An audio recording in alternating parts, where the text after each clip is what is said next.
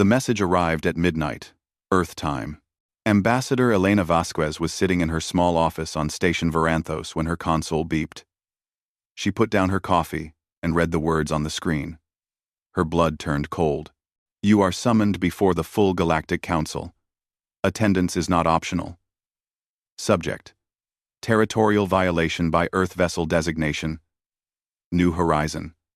Humanity must answer. Elena read it 3 times. Then she sat very still for a long moment. The Galactic Council was the most powerful body in known space. 847 species sent their representatives to the Great Chamber on Varanthos Prime. They had been meeting there for over 50,000 years. They decided the fate of worlds, of entire civilizations, and humanity had been part of this galaxy for only 200 years. Elena stood up and walked to her window. Outside, the lights of the alien station glittered against the darkness of space. Ships of 100 different designs moved slowly past. Each one belonged to a species older than human civilization. Some of them had been traveling between stars when humans were still living in caves. Humanity was young. Humanity was small. Humanity had a modest fleet, a handful of colonies, and a single vote in a council of giants. And now something had gone very wrong. Elena called her staff. Within an hour, she knew the full story. The colony ship New Horizon had left Earth 8 months ago. It carried 12,000 people, families, scientists, engineers, teachers, children. They were going to build a new home on a planet called Kepler 442b, in a system that every survey had marked as unclaimed space. But 3 days ago, the Dominion of Kethalar had sent a message to the Council. They claimed that New Horizon had entered their territory. They demanded that the ship and everyone aboard be surrendered to them as property. Elena felt sick as she read the word property. She knew about the Kethalar. Everyone in the diplomatic corps knew about them. They were an ancient species, insectoid in form, with hard black shells and clicking mandibles. They had ruled their corner of the galaxy for over 40,000 years. They had absorbed 17 other species in that time. Absorbed. That was the word the Council used. It sounded clean and simple. The truth was darker. When the Kethalar absorbed a species, those people became slaves, workers, resources to be used until they were used up. And now they wanted 12,000 humans. Elena pulled up the star charts. She checked them twice, then 3 times. New Horizon was not in Kethalar space.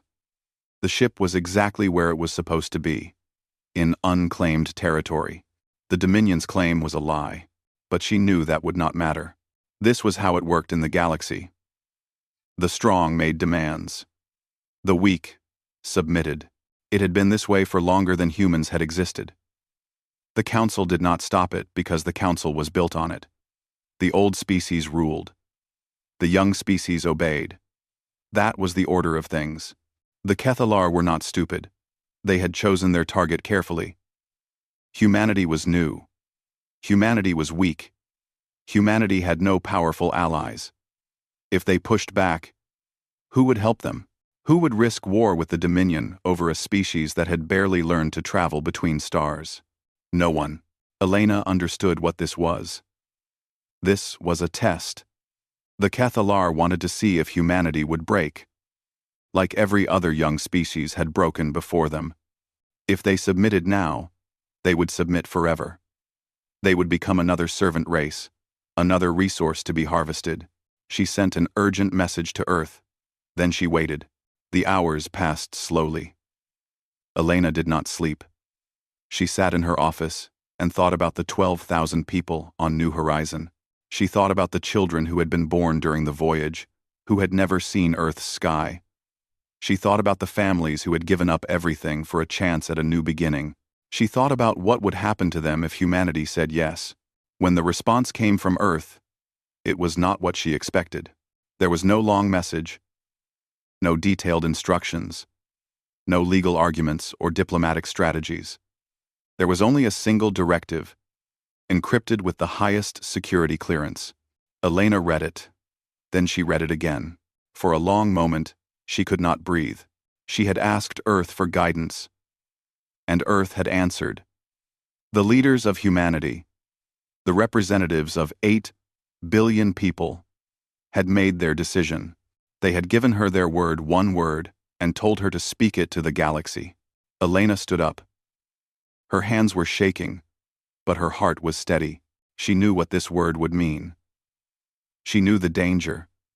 She knew that speaking it might start a war that humanity could not win. She knew that it might mean the end of everything her species had built among the stars. But she also knew that some things were worse than war. Some things were worse than death. Slavery was worse. Submission was worse. Giving up 12,000 innocent people to monsters was worse. Elena put on her formal uniform, the black jacket with the blue Earth symbol on the shoulder. She checked herself in the mirror. A small woman. Brown skin, dark hair, tired eyes. Nothing special. Nothing powerful. But she carried the voice of her entire species. And today, that voice would be heard. The council chamber was the largest enclosed space Elena had ever seen. It was shaped like a great bowl, carved from living crystal that glowed with soft blue light. Thousands of seats rose up in circles around the central platform, each section filled with delegates from different species. Elena had been here before, but never like this. Never with every seat filled. Never with every eye. And some species had many eyes turned toward her. She walked down the long ramp to the central platform. Her footsteps echoed in the silence.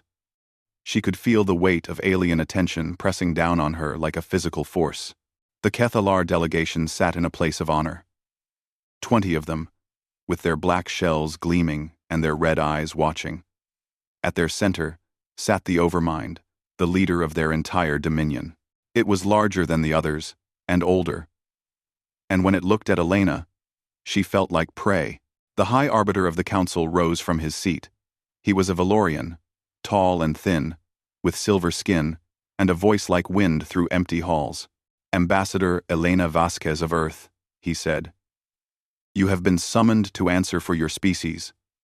The Dominion of Kethalar has made its claim. 12,000 of your people have violated their territory. They demand surrender of the vessel and all souls aboard. The Arbiter paused. His ancient eyes studied her. What is humanity's answer? Elena looked at the Overmind. She looked at the Arbiter. She looked at the 846 other species watching her, waiting for her to break. She opened her mouth to speak.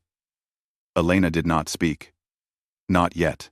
She stood on the platform in the center of the great chamber, surrounded by the representatives of 847 species, and she let the silence stretch. She needed a moment. Just one moment to remember. Her grandfather had been a soldier. He had fought in 3 wars before Elena was born. When she was a little girl, he would sit with her on the porch of their home in Mexico City and tell her stories. Not happy stories. Not exciting adventures. He told her the truth about war, about occupation, about what it meant when powerful nations tried to swallow weaker ones. They always think it will be easy, he used to say. They look at you and see a small country. A poor country. A weak country. They think you will give up. They think you will bow your head and accept their rule. What don't they understand, abuelo? Elena would ask, and her grandfather would look at her with those old, tired eyes that had seen too much, and he would say, that some people would rather die than kneel. Elena thought about those words now. She thought about her grandfather, long dead, who had never seen the stars, but who had taught her what it meant to be human. The Galactic Council did not know about her grandfather. They did not know about the wars he had fought, or the ones that came before him. They did not know about the centuries of human history, written in blood and fire, and stubborn, impossible resistance. When humanity first made contact with alien life, there had been celebration. People danced in the streets. They thought they had found friends among the stars, brothers and sisters from other worlds. They thought the universe would welcome them. They were wrong. The galaxy was old. The galaxy was cruel. And the galaxy ran on one simple rule: the strong take, and the weak give. Elena had learned this truth during her first year as a junior diplomat. She had watched the council meetings. She had studied the records. And slowly, she had understood the horror of how things worked. There was no war in the galaxy. Not officially. War was considered barbaric, primitive, a sign of an uncivilized species. Instead, there were claims and absorptions and territorial adjustments. Pretty words for ugly things. When a powerful species wanted something from a weaker one, they made a demand. The weaker species was expected to submit. If they refused, the powerful species would make their demand again, this time with threats. And if the weaker species still refused, it never happened. In 10,000 years of recorded council history, it had never happened. Every young species learned the same lesson: submit or be destroyed. And since no one wanted to be destroyed, everyone submitted. The Kethalar had perfected this system. They had been absorbing other species for 40,000 years. They would find a young civilization, make an impossible demand, and wait. Sometimes the demand was for territory, sometimes for resources, sometimes, like now, for people. The young species would protest. They would argue that the demand was unfair, that they had rights, that the council should protect them. And the council would do nothing, because the council was made of the same ancient powers who had built this system in the first place. In the end, the young species would always give in. They would surrender their territory, their resources, their people. They would become servants of the Dominion, and the galaxy would continue, as it always had. Elena had read the files on every species the Kethalar had absorbed. 17 civilizations, gone. Billions of people, enslaved, their cultures erased, their languages forbidden. Their children raised to serve masters who saw them as nothing more than tools. One file had stayed with her. A species called the Velith. They had been artists and musicians, builders of beautiful things. When the Kethalar came for them, they had begged the council for help. They had pleaded. They had wept. The council had done nothing. The last message from the Velith, recorded 3,000 years ago, was a single sentence: "We trusted you to save us." No one had saved them. No one ever did. Elena thought about the Velith now. She thought about their trust, and how it had been betrayed. She thought about the 12,000 humans on New Horizon, waiting to learn their fate. Families, children, people who had done nothing wrong, except exist in a galaxy that rewarded cruelty. She thought about what Earth's answer meant. The Council expected humanity to submit. The Kethalar expected humanity to submit.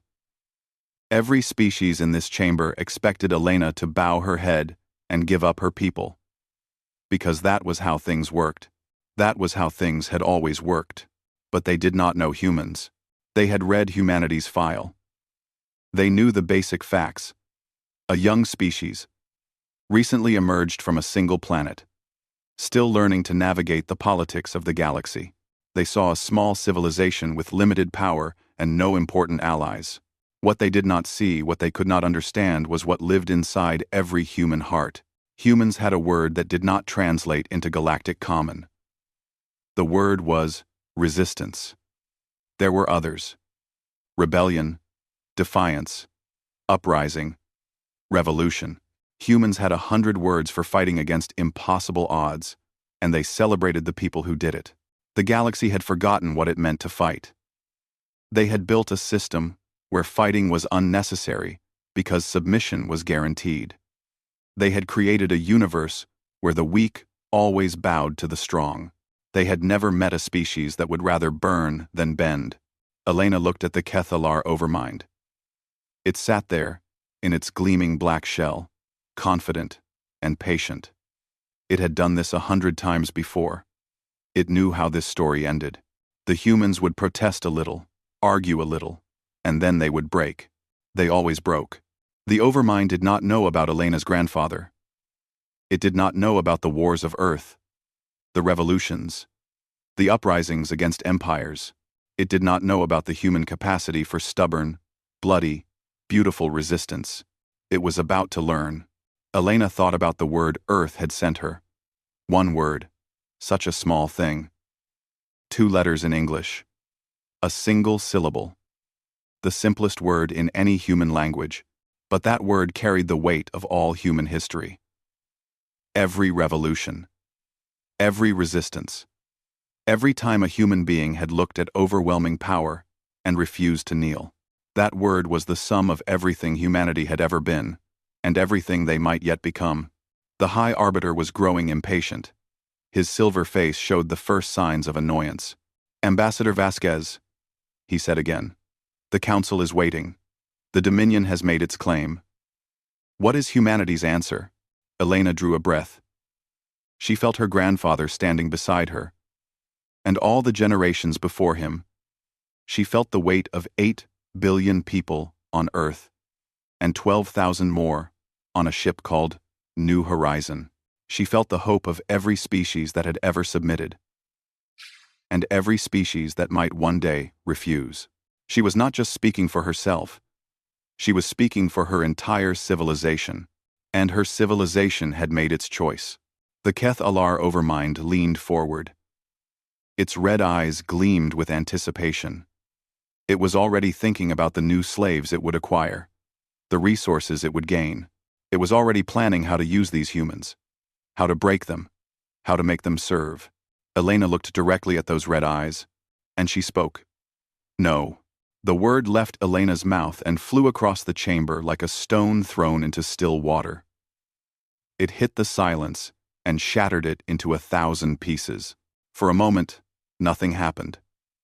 The translator systems in the chamber processed the word, converted it into 847 different languages, and broadcast it to every delegate. Then the confusion began. Delegates looked at each other. They checked their translators, thinking there must be an error. Some of them requested clarification from the central system. The word appeared on screens throughout the chamber. Simple and clear and impossible. No. The Kethalar Overmind did not move. Its red eyes stayed fixed on Elena, and for the first time, in perhaps 1,000 years, it did not know what to do. The High Arbiter raised one silver hand. The chamber fell silent again. But it was a different kind of silence now. It was the silence of shock, of disbelief, of a universe that had suddenly stopped making sense.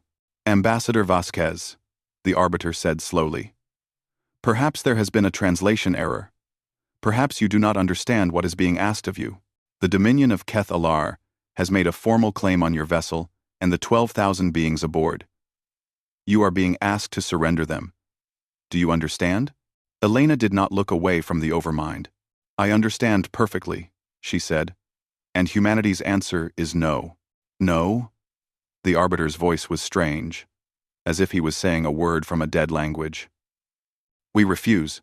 The chamber erupted. Delegates from 100 species began talking at once. Some were shouting. Some were calling for order. Some were simply staring at the small human woman on the platform, unable to believe what they had just heard. The Kethalar Overmind finally moved. It rose from its seat, a massive creature, 3 meters tall, with 6 limbs and a shell like polished obsidian. It walked down toward the central platform with slow, heavy steps. The chamber fell silent again. No one had ever seen an Overmind leave its seat during a council session. It stopped a few meters from Elena. Up close, she could see every detail of its alien form. The clicking mandibles, the compound eyes, each one reflecting her image 100 times. The hard edges of its body, built for violence. "Little human," the Overmind said. Its voice was a deep rumble, translated through a device on its chest. "You do not seem to understand your situation. Let me explain it to you." Elena said nothing. She waited. My dominion has existed for 40,000 years, the Overmind continued. We have absorbed 17 species. Billions of beings serve us. Our fleet numbers in the millions. Our territory spans 1,000 star systems. It leaned closer. Elena could smell something sharp and chemical. The scent of an alien predator. Your species has existed in space for 200 years. You have a handful of colonies. Your fleet is tiny. You have no allies, no protectors, no one who will come to your aid. The Overmind's mandibles clicked together. This is not a negotiation, human. This is a statement of fact. You will surrender your ship and your people. You will do this because you have no choice. You will do this because the alternative is extinction. Elena looked up at the massive creature towering over her. And she smiled. The smile confused the Overmind. It was not a human expression that translated into its language. It pulled back slightly. Uncertain. You misunderstand something, Elena said. Her voice was calm and clear, and it carried to every corner of the chamber. You think this is about power. You think because you are strong and we are weak, we must obey you. You have made this mistake for 40,000 years, and no one has ever corrected you. She took a step forward. The Overmind actually moved back. Let me correct you now. Elena turned to address the entire chamber. Thousands of alien faces looked back at her. She saw fear in some of them, confusion in others, and in a few, just a few, she saw something else. Something that looked like hope. Humanity says no, she said. Not because we are strong enough to defeat you. We are not. Not because we have powerful allies. We do not. Not because we think we can win a war against your dominion. We probably cannot. She paused. We say no because there are some things more important than survival. We say no because those 12,000 people on that ship are not property. They are human beings, with lives and dreams and families who love them. We say no because we will not buy our safety with their freedom. The Overmind's voice cut through the air. Then you will die. All of you. We will destroy your colonies, your fleets, your homeworld. We will end your species. Is that what you want? Elena turned back to face the creature. You are asking the wrong question, she said. The question is not what we want. The question is what we are willing to accept. And the answer is, not this. Never this. She raised her voice. Humanity has a long history, Overmind. We have faced enemies like you before. Not in space, but on our own world. Empires that thought they could not be defeated. Tyrants who believed the weak would always bow. They were wrong. They were always wrong. Elena's eyes were bright with something the translator could not name. We have a saying on Earth. Give me liberty, or give me death. It means that freedom is worth more than life. It means there are things we will fight for, even when we cannot win. It means we would rather be destroyed than enslaved. The chamber was completely silent. Every being in it was watching the small human woman who stood alone against the might of an empire. You want to know what humanity's answer is? Elena said. Here it is. No. We will not surrender our people. We will not submit to your demands. We will not be your slaves. Not today. Not ever. She looked around the chamber one more time. And if you want to destroy us for saying that word, then come. Come. And try. But understand this. We will fight you. We will fight you with everything we have. We will fight you until the last human is dead. She turned back to the Overmind. That is our answer. That has always been our answer. That will always be our answer. The Overmind stood frozen. In 40,000 years of dominion, no species had ever spoken to them like this. The word they had heard no was supposed to be impossible. Species did not say no. Species submitted. That was the order of things. But here was this small, fragile creature, looking up at them without fear, speaking words that should not exist. The Overmind finally found its voice. "Then you have chosen war," it said. Elena nodded slowly. "We have chosen something you have never encountered," she said. "We have chosen to resist. And I promise you, Overmind, you will never forget what that means." The Overmind turned and walked back to its delegation. Its movements were stiff, mechanical, as if it was still processing what had happened. The High Arbiter stood. His face was impossible to read. "The human response has been recorded," he said. "This session is concluded. The Dominion of Kethalar may proceed as they see fit." Elena stood alone on the platform as the chamber began to empty. Delegates streamed past her, most of them refusing to meet her eyes. But a few stopped. A few looked at her with expressions she did not expect. An elderly creature from a species she did not recognize approached her. It was small and frail, with gray skin and large, sad eyes. "We said yes," it whispered. "When they came for us, 3,000 years ago, we said yes. We have regretted it every day since." It reached out and touched her hand with fingers that trembled. "Thank you," it said. "Thank you for showing us what we should have done." Then it walked away, and Elena was alone. She looked up at the empty chamber, at the crystal walls that had witnessed 10,000 years of submission. She had just started a war her species could not win, and she had never been more proud. The broadcast of the council session spread across the galaxy within hours. Billions of beings on thousands of worlds watched the small human woman speak her impossible word to the Kethalar Overmind, and the galaxy began to change. Historian Veleth R was very old, even by the standards of his long-lived species. He had spent 400 years studying the rise and fall of civilizations. He had written books about the Kethalar absorptions, about the mechanics of galactic power, about why some species survived and others did not. He thought he understood how the universe worked. Now he sat in his study on Varanthos Prime, surrounded by screens and datapads, and he realized he had been wrong about everything. "Show me their history," he said to his research system. "The humans, everything we have." The information flowed across his screens. At first, it seemed normal enough. A young species, from a small planet. Standard biological development. Nothing unusual. Then he reached their historical records. Veleth R read about something called the Second World War.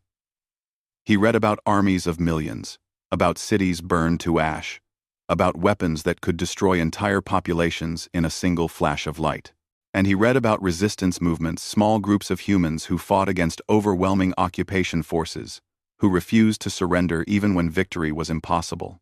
He read about something called guerrilla warfare, about fighters who hid in jungles and mountains, who struck without warning and disappeared, who could not be defeated because they could not be found.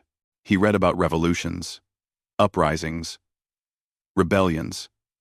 Humans seemed to have a different word for every kind of resistance, as if they had spent their entire existence practicing the art of fighting back. One phrase appeared over and over in their historical texts: death before dishonor. Veleth R did not fully understand it. In his experience, death was something to be avoided at all costs. No principle was worth dying for. But humans seemed to believe otherwise. He found a human document called the Declaration of Independence. It spoke of rights that could not be taken away, of freedom being worth more than peace. The beings who wrote it had signed their names, knowing they would be killed if they failed. They signed anyway. Veleth R put down his datapad. His hands were shaking. "We have made a terrible mistake," he whispered to the empty room. "We thought they were just another young species. We had no idea what we were dealing with." Across the station, in the military planning center of the Kethalar delegation, a very different analysis was taking place. War Master Sketh was the Dominion's finest strategist. It had planned 17 absorptions, 17 perfect campaigns. It knew exactly how to break a species, how to crush their will to resist, how to turn free beings into obedient slaves. It ran simulation after simulation of the coming war with humanity, and it could not make the numbers work. "This is impossible," it said to its subordinates. "Their fleet is too small. Their technology is inferior. Every model shows us winning the military conflict within 3 cycles. Then what is the problem, War Master?" Sketh pointed at the screens. "After the military victory. Look at the projections for occupation." The subordinates looked. At first, they did not understand. The humans would be defeated. Their fleet would be destroyed. Their colonies would fall. That was how it always worked. Then they saw the numbers. "Resistance cells on every occupied world," Sketh said. "Attacks on supply lines. Sabotage of infrastructure. Assassination of administrators. And these projections assume standard pacification responses. But look at what happens when we apply force." The numbers got worse. "They don't break," Sketh said. "Every model shows the same thing. We kill 100, and 200 take their place. We destroy a city, and the survivors fight harder. We massacre an entire colony, and the rest of their species becomes more determined, not less. That is not possible, War Master. Every species has a breaking point." Sketh was silent for a long moment. "I thought so too," it finally said. "I was wrong. These humans, they are something we have never encountered. Their psychology does not follow any known pattern. They do not respond to threats the way other species do. Pain does not make them submit. Fear does not make them surrender. Death does not make them stop." It turned to face its subordinates. "We can win the war.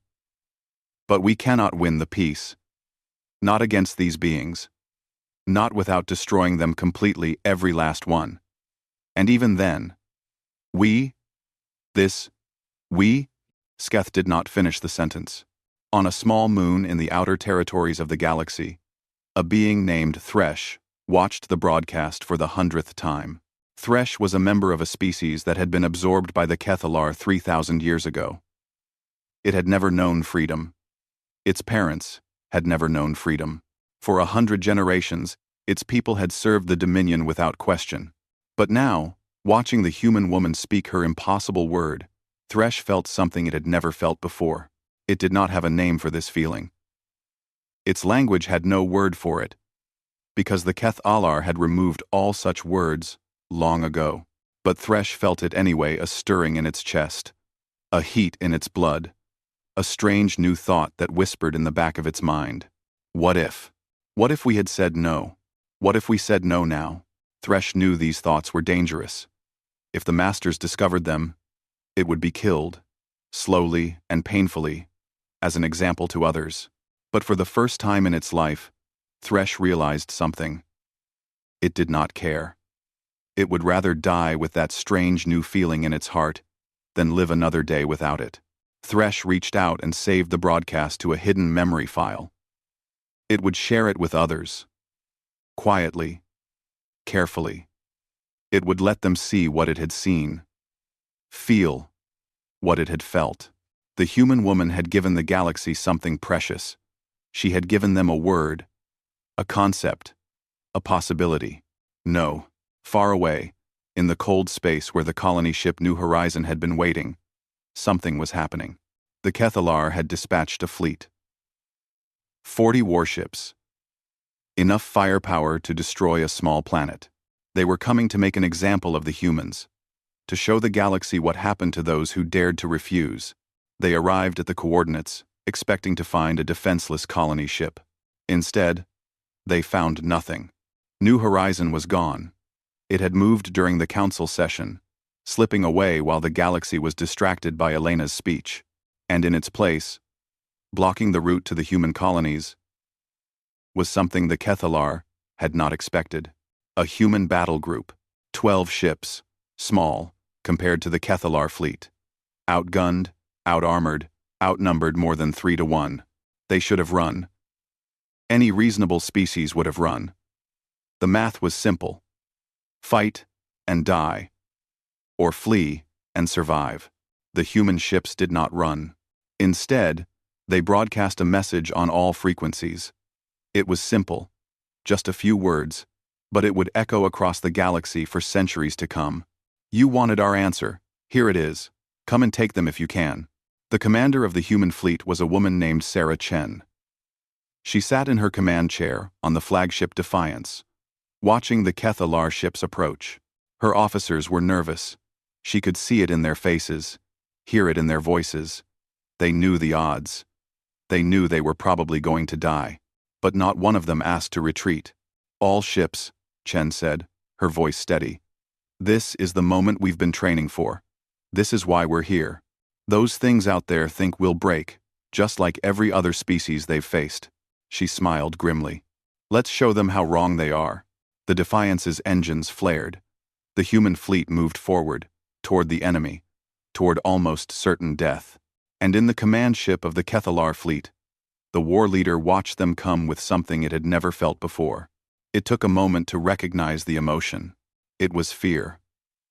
The Battle of New Horizon lasted 14 hours. 14 hours of fire and death and desperate fighting in the cold space between stars. 14 hours that changed the galaxy forever. The Kethalar fleet outnumbered the humans 3-1. They had bigger ships, better weapons, thousands of years of combat experience. By every measure that mattered, they should have won easily. They did not win easily. The human ships fought like nothing the Kethalar had ever seen. They used tactics that made no sense, strategies that seemed insane. They flew their small vessels directly into the guns of the enemy, weaving between the larger ships, striking at weak points no one should have been able to find. When a human ship was crippled beyond repair, its crew did not surrender. They aimed their dying vessel at the nearest enemy and accelerated. The Kethalar war leader watched in horror as one of its cruisers was destroyed by a human ship that should have been dead. The humans had vented their atmosphere, their crew suffocating in the darkness. And still, they had guided their ship into the enemy. What are these creatures? The war leader whispered. No one answered. The humans lost 7 ships, more than half their fleet, hundreds of lives, snuffed out in fire and silence. But they took 11 Kethalar vessels with them. When the battle finally ended, the human fleet, what remained of it, still held the field. The Kethalar had retreated. For the first time in 40,000 years, a Dominion fleet had been driven back by a younger species. News of the battle spread faster than light. On Varanthos Prime, delegates watched the reports with disbelief. The humans had fought. The humans had bled. And the humans had not broken. On 100 absorbed worlds, enslaved beings heard the news in secret. They whispered it to each other in the darkness, sharing the impossible story of a species that had looked at the Dominion and said no. On the small moon where Thresh lived, a rebellion began. It was small at first, just a few workers refusing orders, a few machines mysteriously breaking down. But it grew. Day by day, it grew. The Kethalar Dominion sent another fleet to the human border. Larger this time.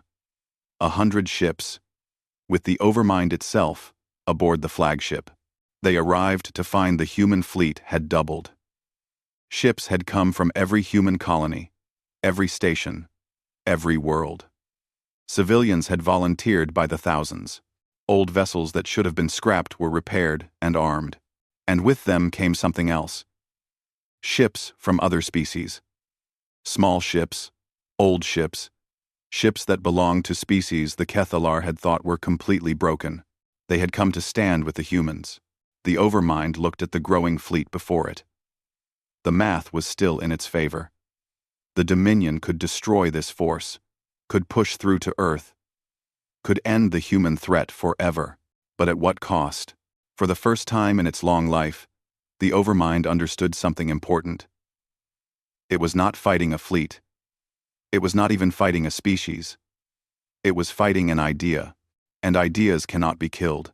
Even if the Dominion destroyed Earth, burned every human colony, ended every human life, the idea would survive. Other species had already caught it. The word had already spread. No. Resistance. Freedom. These concepts were loose in the galaxy now. They could not be put back. The Overmind made a decision. The Dominion fleet turned around. They went home. 3 days later, the Kethalar Dominion officially withdrew its claim on the colony ship, New Horizon, and all beings aboard. They offered no explanation. They asked for no negotiation. They simply stopped. Elena Vasquez stood in the council chamber once again. But this time, she was not alone. Behind her stood representatives from a dozen species. Species that had been conquered, absorbed, broken. Species that were now beginning to remember what freedom felt like.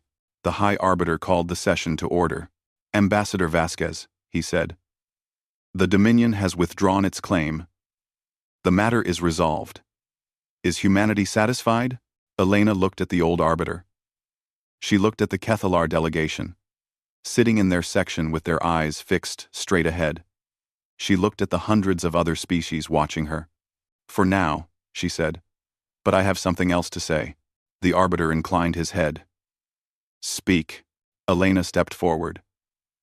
Her voice carried across the great chamber, clear and strong.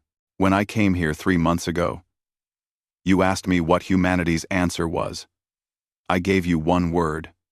No. Some of you did not understand that word. Some of you had forgotten it existed.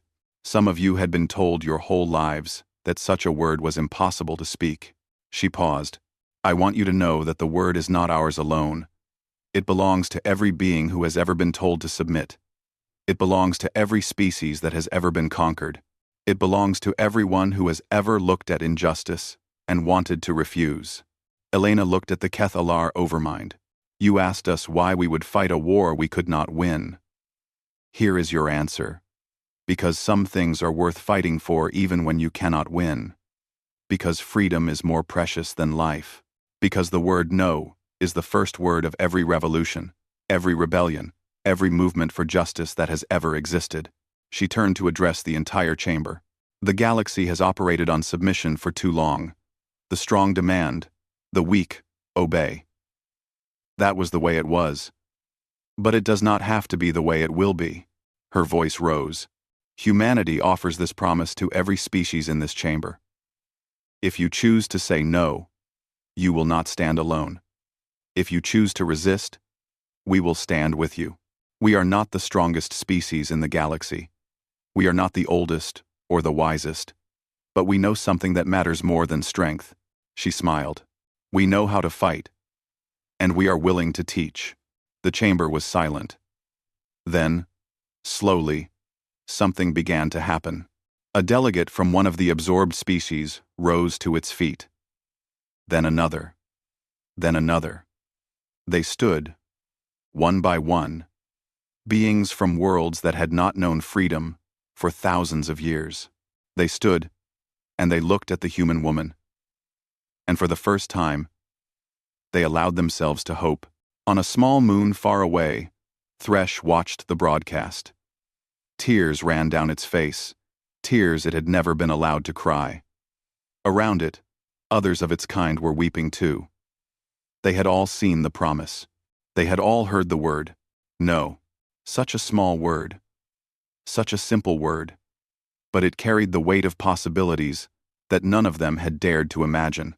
Thresh turned to its companions. "The human is right," it said.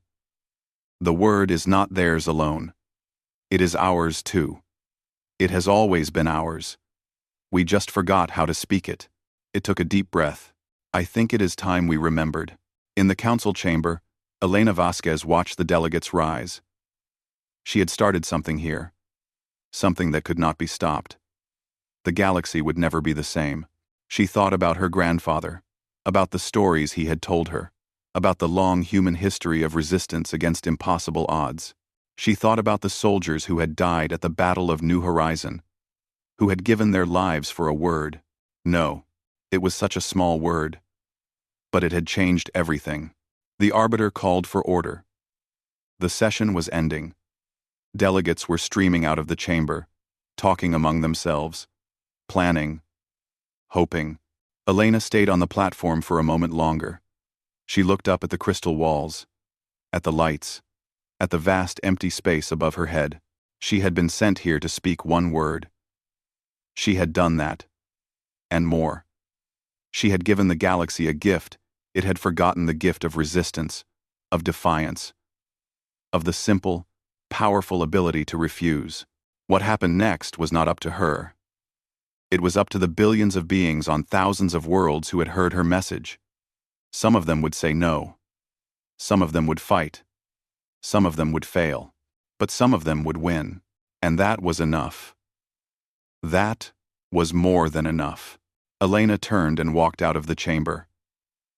Somewhere, on a world that had known only slavery for 100 generations, a being was saying a word it had never spoken before. No. And everything changed.